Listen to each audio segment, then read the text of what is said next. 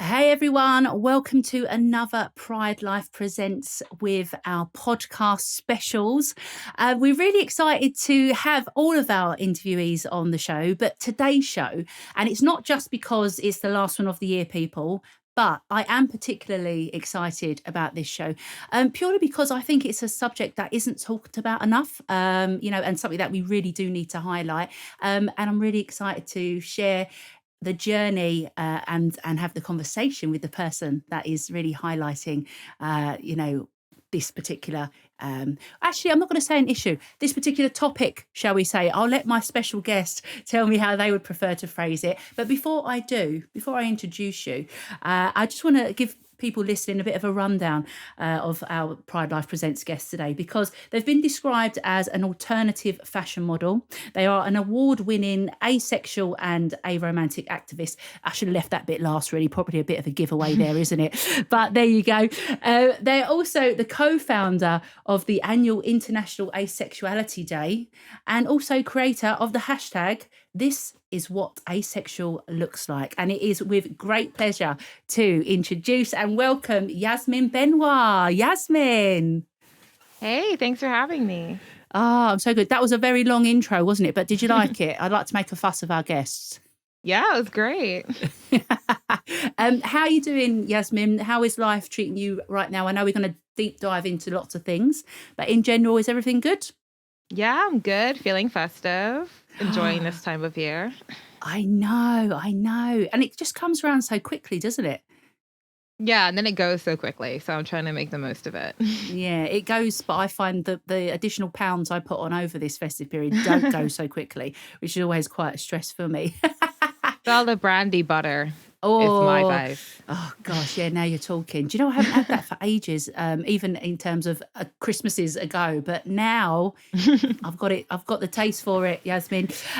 So listen, so excited to have you on Pride Life Presents, and thanks again for joining us.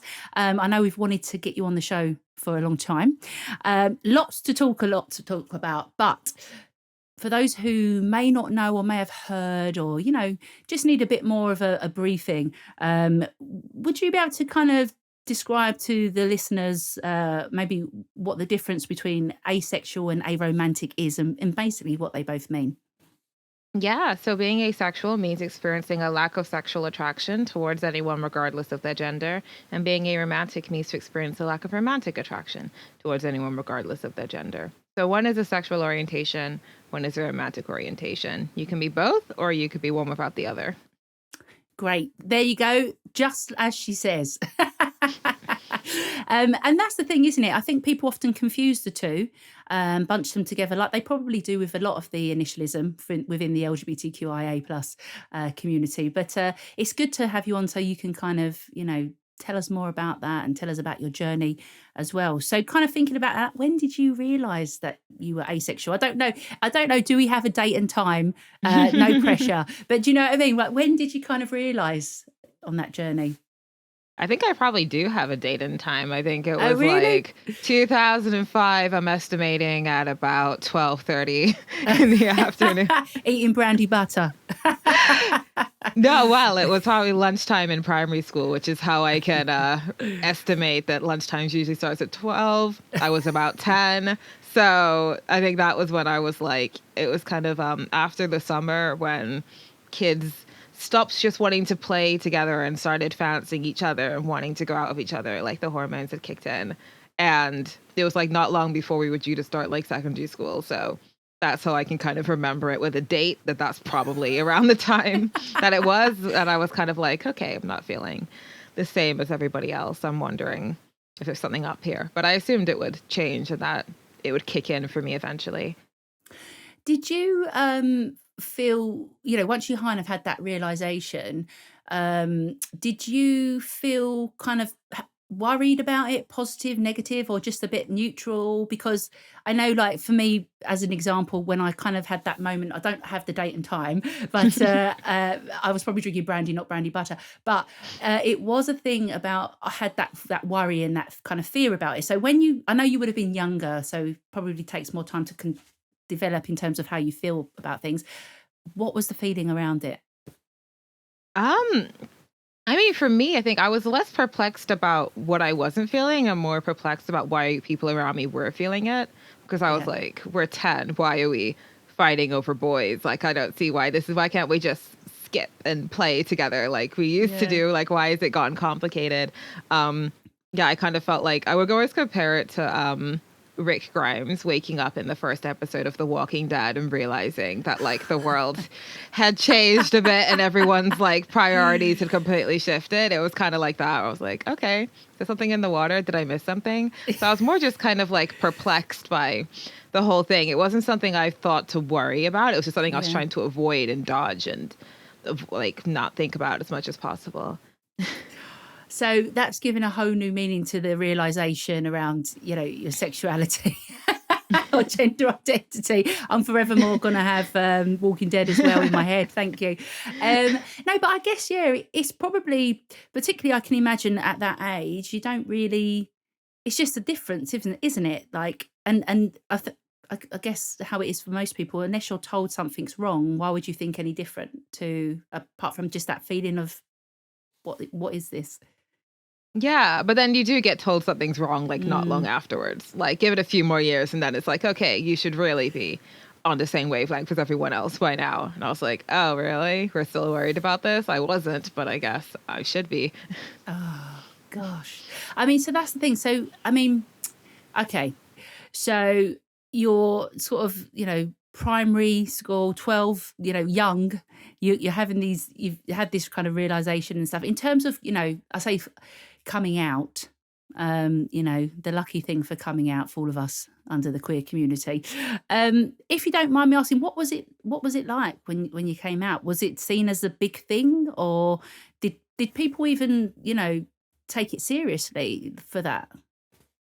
I mean, I always say my coming out was largely unsuccessful because I feel like if you're going to come out, the other person needs to know what you're talking about and accept the answer, which no Yeah. one did. So I did come out when I was like 15, but no one believed me. And that pattern remained the Mm, same for quite a few years. And after a while, I was like, okay, I'm just going to stop answering this question because it's not beneficial for me to even try and use this terminology because it doesn't mean anything to mm, anyone. So I can't even identify as this really, even if I know that that's probably what the answer is. The answer is not communicating anything. And so I kind of just stopped coming out and lived by like a don't ask, don't tell policy mm. for until like university and just became a complete expert at dodging any conversations relating to sexuality or sexual orientations. Well, I guess that by the sounds of it, then you're probably gonna have to, aren't you? Because, like, if it's just becoming more of an issue, was it the case that people were kind of asking you, "Has anything changed?" Or do you still feel like that? Or was it more that you just felt, as when you are coming out, that this was a moment where I felt comfortable to talk about it, to mention it to someone, or, to actually do that coming out process? I mean, I didn't have any like natural inclination to talk about it. I was kind of like, why does it matter what I'm not feeling? There are lots of things I don't feel anything about. Like, I don't need to mention all of them. Like, why is this one important? But people kept asking me and trying to get me to have a label and to identify as something and to be Mm, able to explain why I felt differently to other people. That's the only reason I had any inclination to Google it or try and work myself out. I think if I'd been left to my own devices, I would not have bothered to worry about it at all. But then when I was able to answer the questions, which people would ask me nonstop, no one accepted the answer. So I was like, okay, well, you keep asking the question, I keep answering. You don't accept the answer. You're coming up with your own theories. And I guess I'm just going to have to adjust to the theories because, or just step out of the conversation as much as possible. So that's yeah. kind of how it went. That must be really frustrating. Do you kind of still have that now at times, or is it something that you've like you say, you've got your own way of explaining it as and when you want to, and you just, this is how I explain and say it and deal with it? Or is it still a bit like, oh, this again? Well, the thing is now everybody knows. So Yeah, that's no true. one really asks if anything. But then it's funny because I spent so much of my life trying to avoid the subject, and now it's like the first thing people ask me about. So in a sense, I do still have that same reflex that I developed over the years, where I'm like, I would rather not, but it is kind of my job to talk about it. So I'm still, part of my mind is adjusting to kind of the 360 of going from avoiding it to people wanting to know all the time about it. But in my daily life, I do still have the instinct to try and avoid that conversation. Like if someone asks me what my job is, that brings me a lot of anxiety because then I know I'm going to have to go Yeah. into everything. Yeah, no, very much so. I can understand it. And like you say, you've now literally fully embraced it, haven't you? Like completely other end of the spectrum with it. What was it like? I mean, I suppose what I would like to know as well, I mean, if you don't mind sharing, of course, in terms of like being with, you know, being part of the LGBTQIA plus community, do you feel that they kind of accepted you as well? Was it people who are non-members, or was there a mixture of kind of responses around that?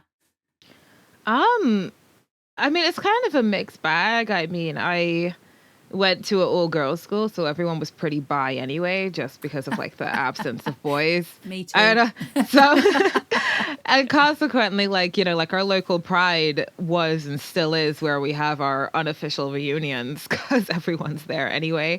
So the people I was around at that time were pretty knowledgeable about queer identities, but they didn't believe me either. So it wasn't so much like, okay, if you're in the community, you have more knowledge or more insight or you're more understanding than people that aren't. And I still kind of noticed that. But like personally, I saw my first like ace flag at Pride. I've been going to Pride since I was like 14. Mm. I very much work in that community. So I've never like personally seen myself as being separate from that, but I am aware that there is a lot of discourse about like asexual inclusion in that. And it's something I only really encountered when I started becoming like known for my work, and then it became more of a debate, and I found it quite strange because I was like, I've been here for like over 10 years. But now that I'm like known for something, now people want to kind of turn it into like a political statement, but it's strange. Yeah, no, exactly. And this is the thing that I think it comes back to visibility again then, doesn't it, in that respect, you know, or lack of visibility.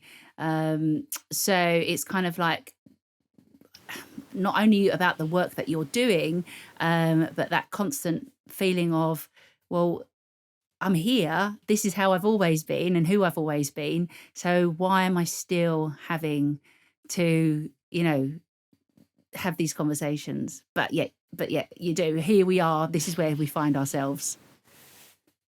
Yeah, I mean, I think there's a lot of division in the queer community in general. Like, I don't think it's not just like, you know, people are only against asexual people being in those spaces. I mean, the more time I spend in the community, the more I notice, like, you know, some people don't like bi people, some people don't like trans people, some people only like a certain type of lesbian or a certain type of gay person. And there's like, Yeah. it's a kind of a thing everywhere. But I think the asexual community, we just also tend to get that. But I think it's just more of a symptomatic of the mentality within the community in general, or at least parts of it. I know it's interesting, isn't it? Because, you know, on the surface or from the outside looking in, and I, you know, being part of the community, being an advocate, an activist myself as well, it's also about people. We want allies. We want people to accept us. We want people to, you know, be supportive and inclusive, and just let us live our lives how we are, who we are, how we feel comfortable. You know, but yet within our community, there is often a lot of prejudice and discrimination. You know, not always, and I don't want to make it sound doom and gloom. You know, there's a lot of glitter and unicorns and everything else that goes with it, as we know. But the reality is, you know, it's difficult within the community sometimes, isn't it? You know, and kind of having that feeling of acceptance within the community can be hard. You know, do you feel despite, you know, some of the prejudices or you know, maybe the ignorance, should I say, do you feel like like part of the community? Is that just a natural feeling for you?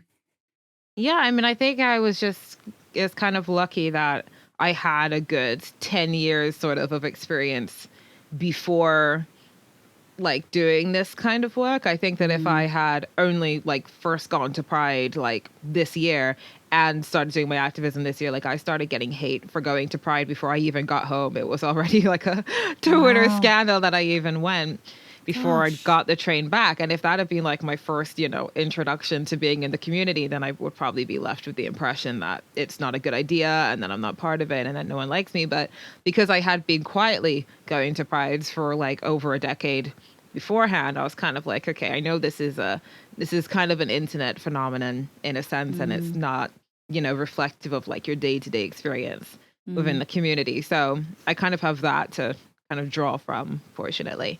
Yeah. Did you, when you talk about, getting that hate, was that from people within the community as well to say like, as Oh make it yeah, not like to make you feel welcome? yeah, it was like entirely from people in the God, community. that's just so. Oh my God, I feel like I just need to write in to somebody about this and complain. But no, but seriously though, I mean, just ridiculous, isn't it? But this is it's very so hypocritical in many ways sometimes. But anyway, alas, we move on. And you are doing fabulous work. And that's why we have you on the show today to also talk about that. So, note from me that you are very much welcome. And just as I'm part of the community, so are you. There's no hierarchy in that in my book. So, we're all here, we're queer. Get used to it, as they say. So I'm just thinking about the work you do, and you mentioned social media. We know social media can have its ups and downs. It can be a really great platform and tool, but also there can be lots of issues, as I'm sure we'll discuss, a bit later on. But thinking about your hashtag. Now, this is an exciting hashtag. And hashtags, when they first started being hashtags, were kind of like a lot shorter. They are getting longer and longer and longer, for very good reason, because there's more to talk about and there's more to be said. But with your hashtag, which is "This is what asexual looks like," tell us more. Like, obviously, we know what that means, but tell us more about how it come about, why you chose that specific, wording, etc. Yeah, I mean, the specific wording, it was kind of inspired by This is what a feminist looks like, which was a campaign from a few years ago. Right. But also, it was a kind of a direct response to people always saying that I don't look asexual, which was the Oh. reason why people did not believe me when I came out for all those years. It was purely because of my appearance, mainly because of my race, and because of how I present myself. And it's just because there's a kind of stereotypical idea of what an asexual person should look like in terms of like the Mm. demographic and how we should act. And it's kind of seen as being like a awkward white American Tumblr teenager type of Mm. energy, or that you just kind of need to be very like homely and like unoffensive and, kind of blend into the background as much as humanly possible and be really awkward. Um, is Got kind visions in my of head. Visions kind in of my like head. a like a kind of Sheldon Cooper like energy. Um, Yes. and when you try and rely on the media to, change that, they largely don't. So I thought, why not give the agency back to the community so we could like represent ourselves? And, when you type in things like asexuality, you will see what's, the most amplified thing, which is probably going to be more stereotypical. And Mm. often you don't really see people's faces. Like so much of our interaction happens online, and you're more likely to see like, I don't know, the avatar of a K-pop singer than you are to see someone's actual face. And when you're in a community that is mainly online, I don't think it's entirely healthy to never actually see what people in your community look like. So I also, for partially selfish reasons, wanted to just, get us out of that habit and actually be able to see people's faces and see what the community was actually like and to represent that. So that was kind of what inspired the whole thing. Yeah, no, definitely. It's important because it's breaking those stereotypes, isn't it? Because that is so true. How many people would probably assume. I mean, it was only actually until you've just now said this is what what the assumptions around someone who's asexual looks like, and I was thinking, oh, I never really thought about it. I've met people before who say they identify as asexual, and they've looked all very different. So, and then obviously there is you. So, but I imagine though that we would fall back into that, very stereotypical kind of, and that comes again from lack of visibility, doesn't it? What has been the impact of the hashtag? Has it kind of achieved or reached, the heights that you wanted it to? Is it still ongoing? Yeah, I mean, people still use it. It's still it kind of just takes, these things kind of just take on a life of their own, really. I mean, it was trending on Twitter before I joined Twitter. So I kind of heard about Wow, that from other that's people. cool. I put off joining Twitter for a long time. Oh yeah, I don't blame you. And I don't blame myself for that either. Um, but yeah, like I see people using it. People have made pages about it where people submit pictures and then they share it, which means that I don't have to personally manage any Yeah, of that. So that's great that other people have taken the initiative to, you know, continue it on. And I see people using the hashtags a lot, and some people have made like unofficial merch for it and everything. And I was like, oh, maybe I need really. to do that. Yeah, So use the cash in on that. so it's been cute. It's cute to see, people feeling like, they can show who they are and what they look like. And it's become quite a bit of a statement for people and just to show like what the range of asexual self-expression is. Mm. And have you had much kind of, which I'm sure you would have, but have you had many people within, your community, within the asexual community that are reaching out to you to say, thank you for this, or this has really made a difference, this helped me come out, or, what's been the kind of response around that? Yeah, I mean, people kind of say that for like a range of things, not specifically like the hashtag, but just like Mm. my work in general. I will get Yeah, people yeah. kind of reach out and say that they found things helpful, even things that I didn't really think would be that helpful or that I completely forgot that I did. People will say that, like, that made a really big difference. So that's always, it's nice to know that. I mean, that is kind of like the motivation for doing this stuff is to try and be helpful. So having people tell me that it's been helpful is kind of what makes me want to keep doing it. So it's always really nice to hear that you're having a positive impact on people's lives. Yeah, no, absolutely. And again, this is why, we were so excited to have you on the show to promote it even more and just to get that information out there as well, and hear about your journey and the positive impact it has on yourself and, others. What about though, you talked about, and I don't want to bring it back down again, but I am interested. But are you still experiencing, like, is there any like hate speech or hate mail? Because people can be cruel and people can be very just downright nasty, can't they? And ignorant, which is really frustrating. How does it kind of peaks and troughs? Not at all. Where It are we on it? I mean, it tends to just kind of come in like waves and then Yeah, settle down and then come back in another wave. And it's always like triggered by really random like things that I yeah. do, which shouldn't be scandalous in the slightest, but then end up being scandalous. Usually it comes from Twitter, which again is why I chose not to be part of that website for Oh, so long. And as soon as I did, I was like, ah, yes, this is why I thought this would be a bad idea. The things you mm, post on there can end up in like completely, it takes like one retweet by the wrong person. And next thing you know, you've been exposed to like a whole other audience of people that you might not have mm, wanted to be exposed to. And so, yeah, I do definitely get backlash, of course, for all the things from my appearance to the work to people not thinking I should talk about asexuality or not thinking I should talk about it looking the way I do or thinking it's all part of some kind of mass agenda or mm. I've heard the strangest things. Oh, go on. Can you share some? Can you share some? I think like one of the weirdest ones was that, which I heard quite often when I did a documentary for Sky News. One of like the main comments that we got was that people think it's a side effect of veganism, Oh my which is really god. weird because like I'm not vegan and neither was anyone else in That that, is but that's like a really ridiculous. common thing that being Bro. vegan makes you asexual, I guess. You haven't got any of that red-blooded meat in you apparently, and that would Oh my goodness me. So I guess if that's what veganism does to you, vegetarians, watch out because you're one step closer to veganism potentially. I mean, how ridiculous could we take this? You know what I mean? Oh my gosh, that is definitely something that I need to share with my friends and say, could this? I can't believe I heard this. But it just goes to show how blooming ridiculous people can actually be, though, doesn't it? Obviously, as a model as well, because we know that you do so many different things, very multi-talented. As a model, you've got that platform, already to kind of raise awareness around asexuality and aromanticism. more so than maybe others have, which is a privilege, I guess, in itself, isn't it? Do you feel like you've used that platform effectively? What feedback have you received in terms of, is there things you think you'd wish you maybe done differently, or, still learning?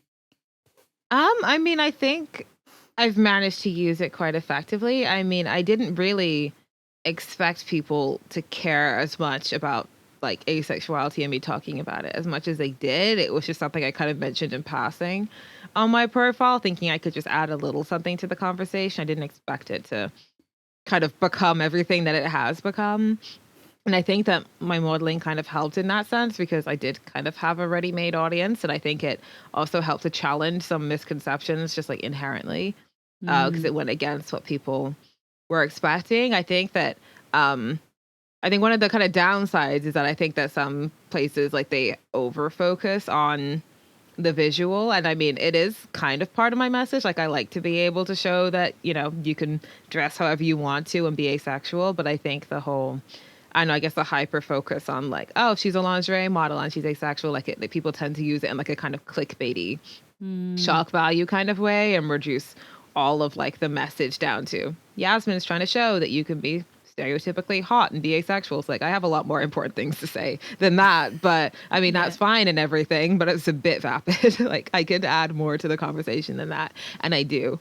So I think that's kind of one of the downsides, but I try and make sure that the conversation is wider than that, but I do often feel like people tend to bring it back to that, which is a bit limiting. Yeah, no, definitely. Well, that's bringing it back to the whole being sexualized as well, isn't it? And with that, not even accepting that people, how people identify, how people feel, and that's your own personal journey. It's not for other people to kind of objectify you and tell you, as it should be for all of us. Tell us how we should be and who we should be. And I guess the media, again, love them or loathe them, they can make a big of an impact around that as well, can't they? Because you've had a lot of attention around this, obviously as a model with the campaigns as well. I mean, international media, including kind of Vogue, Cosmopolitan, Glamour magazine, British GQ, BuzzFeed, BBC Sounds, and even Sky News. I mean, the list is endless, listeners. It's endless. But, do you think that the media could raise awareness around, asexuality and aromanticism in a more positive way? Do you think they need to do more, or do you think they're okay where they're at? Um, I mean, I think that the thing is now our media is so just kind of oversaturated with so many different messages. I think Mm, like we're kind of in like a second resurgence of asexuality. There was a very similar thing going on in like the early 2000s, but back then the landscape was very different. So mm, when it was part of the conversation, it kind of it had more of a kind of instantaneous impact because there wasn't a billion conversations about a billion identities all the time endlessly having to mm, sustain a million websites and get as many articles as possible. Like I bet if you were to statistically quantify how many articles are released now compared to how many were released in the early 2000s is probably completely different. So I feel mm. like while there is probably more coverage now, I don't think it sticks as much because we're all just receiving so much information that none of it really sinks into people's heads. Then within 10 minutes, you kind of have to move on to the next story. So I think that that's kind of one of the hard things is also that you have to condense everything so much because people's attention spans suck and it has to be like 30 minutes or like 30 Yeah. seconds or less for to deliver like quite a big message, and that's Mm. why it tends to lean into clickbait, or it tends to zoom in on parts of the message that doesn't actually encompass what you're trying to say. So I think that's kind of one of the hard things about it nowadays. Yeah, definitely. And I guess again, with all the social media platforms that we have, as well as the TV channels, the radio, etc. Yeah, like you say, there's just too much to keep up with. But yeah, I mean, y- interestingly and excitingly, you have a new collaboration happening with Stonewall. Um, Tell us more. Look, the eyes light up around this. Tell us more. Tell us more. Like, how's it all going? What's it about? How did it come about? Yeah, so we've launched the UK's first asexual rights initiative, or kind of like I've launched it in partnership with Stonewall. It's called the Mm. Stonewall Yasmin Benoit Ace Project, and in its current phase, we're producing a report into asexual discrimination in the UK, specifically in healthcare, education, and in the workplace. Um, because we won't really be able to do much unless we can kind of get like, evidence compiled together and then get that out there to the policymakers and trying to impact legislation Mhm. and raise more awareness about these issues, because there is some data out there already, but there hasn't been anything specifically focused on the topic of discrimination, and it hasn't been put into one specific report. There's never been a report into Mm. this issue anywhere. So I thought it'd be really important to kind of get that out there. And I approached Stonewall with the idea and said, here's some issues. What are you guys doing about it? And they were like, oh, nothing much at the moment. And I was like, okay, well, let's get on that. And my idea was Mm. that if I did loads of it, then they couldn't say no, because I could just kind of hand them like a almost done thing, and then they Yeah. could kind of help out with the rest. Because they have a lot to do. They're like very busy people, and I was just adding more to their workload because I wanted to do it. And I felt like they wanted to do it. They just didn't really know how to kind of get it started. And yeah, so it's been great. We finished compiling most of the data now. So we're kind of in like the coding, analysis, transcribing phase of it. And hopefully we can get the report out in like sometime in spring 2023 would be ideal. Wow. I mean, this is it, isn't it? People don't realize how much, like you said, there's so much kind of noise within our community, and everyone wants a seat at the table, and everyone should, but there's parts of our community that still, I've not had that light shone on them. They've not had that respect and inclusion that they deserve. And, as a whole, we all deserve it, and we all need to be there, together. But it is so important. And I guess it just goes to show, sometimes it does need to take that as additional support and assistance from someone like yourself to say, hello, here we are, yeah, there's a lot of spotlight on our trans community right now, which is really important. And, they are really under fire, unfortunately. And it's, again, important that we all stand together with that. But it's also important to still raise awareness and keep the visibility up for everyone within the community as well, isn't it? When you think about activism, it is full on. It's not an easy, 9 to 5, and there's lots that go on with it. And it can be hard, but how do you kind of, what does Yasmin do for self-care? What do you do to chill and just, switch off, or do you switch off? What type of person are you around that?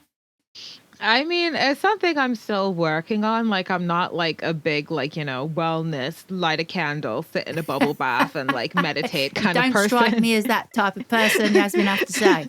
It's not really anything that like I'm particularly good at doing. I'm not a big believer in like, taking being as a freelancer. It's like if I take a break, I'm just not working. I'd rather be working. So Yeah. I'm not too great at, exercising that much self-control. But I think for me, if I want to switch off, I'll probably just be playing Sims 4, most likely. Oh, really?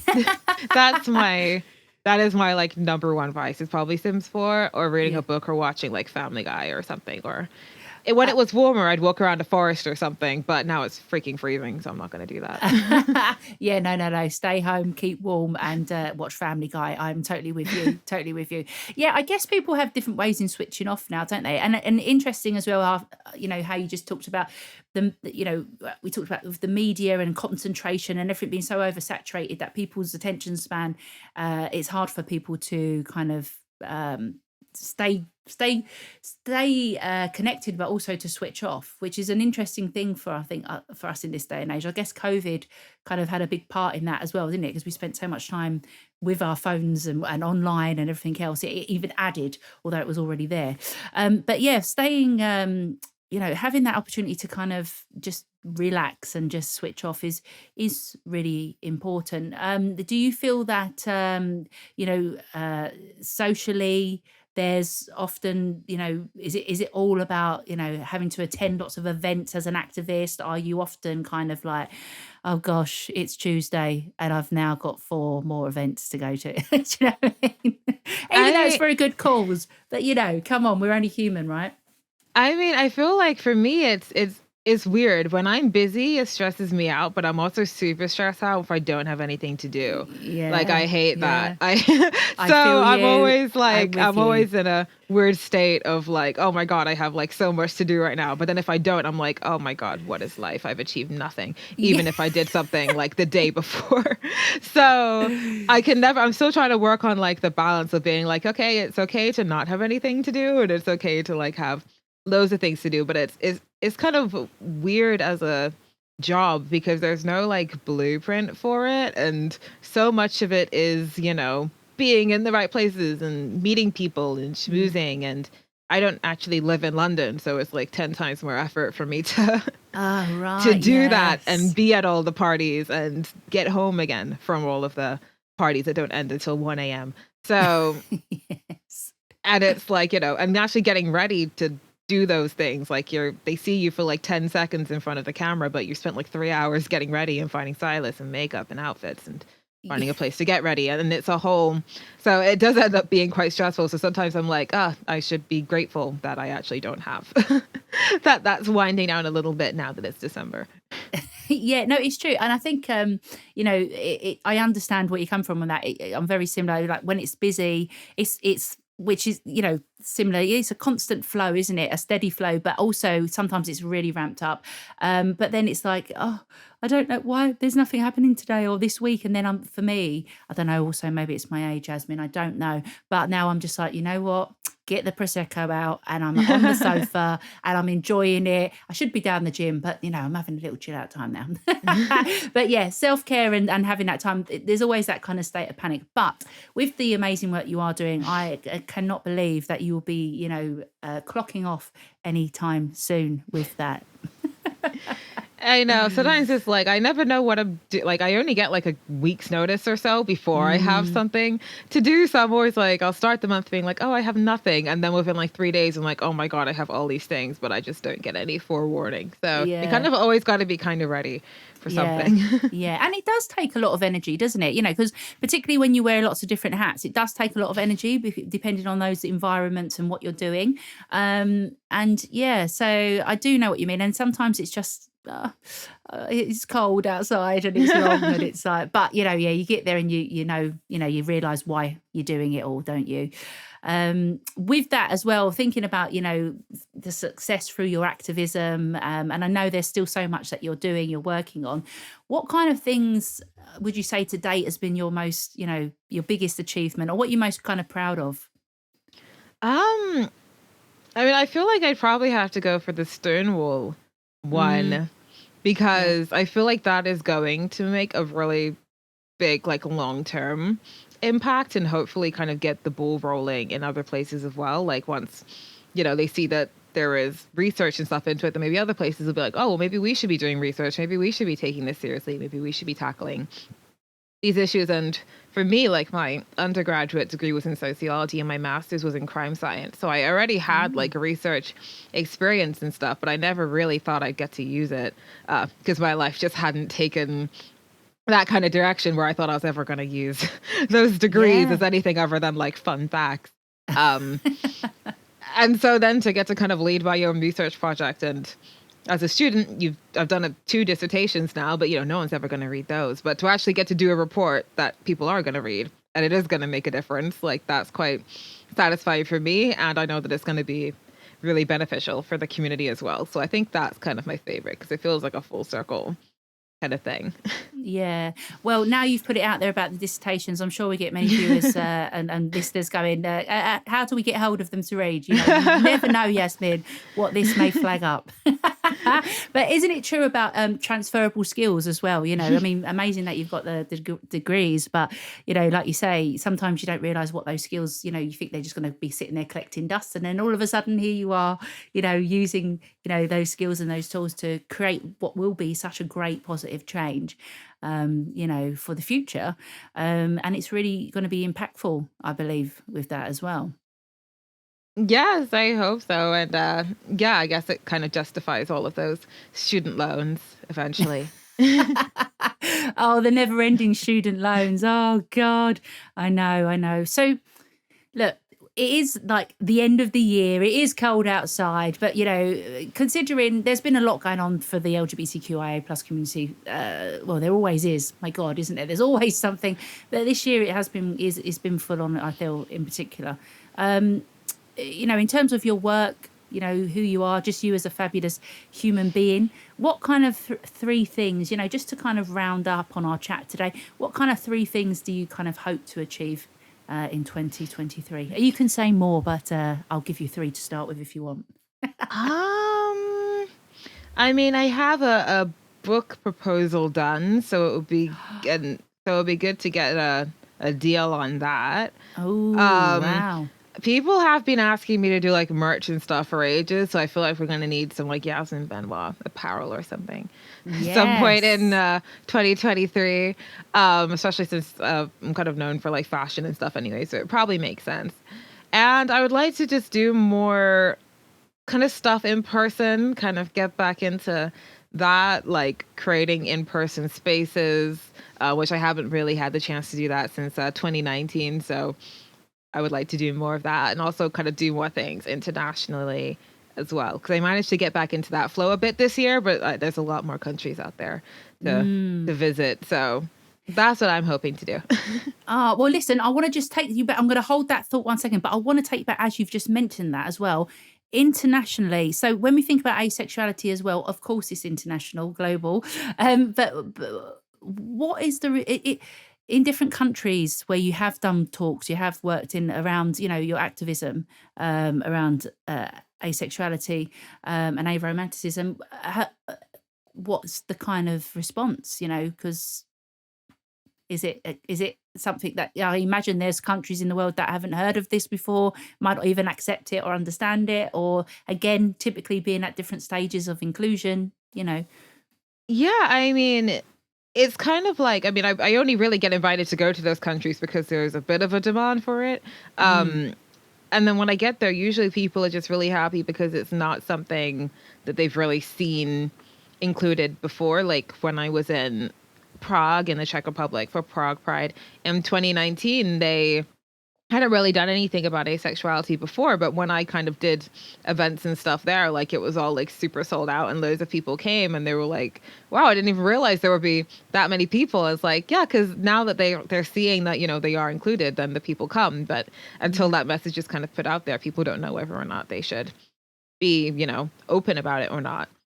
So, and that tends to be kind of like the effect when I was in Serbia back in September in Belgrade for Euro Pride. It was kind of like a similar thing. Like the aces like trickled out and let themselves be known. But then the climate in Serbia was like completely different. So it was more risky for them to do that. And so, yeah, it's been different in different places, but the conversation is very dominated by like the UK and the US mainly. So it's good to kind of get out there to other countries and like see what's going on and just give them a bit of support because there are communities everywhere. It's just the climate and the culture isn't really amplifying it as much as it is over here.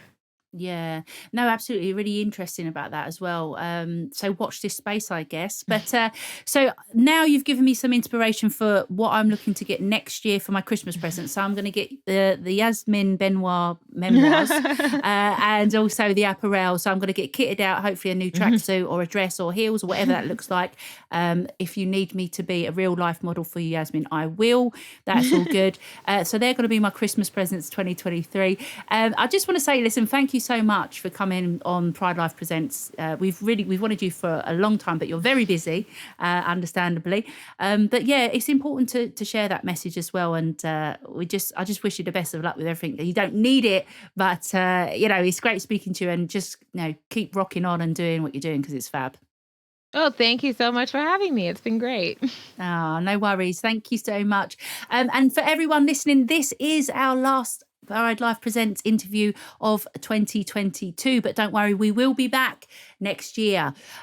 Bigger, better, louder and prouder, as we always want to be. So make sure that you do listen out for our next one. But I just want to say, for everyone listening and watching, for those on YouTube who are watching the show, we really appreciate your support.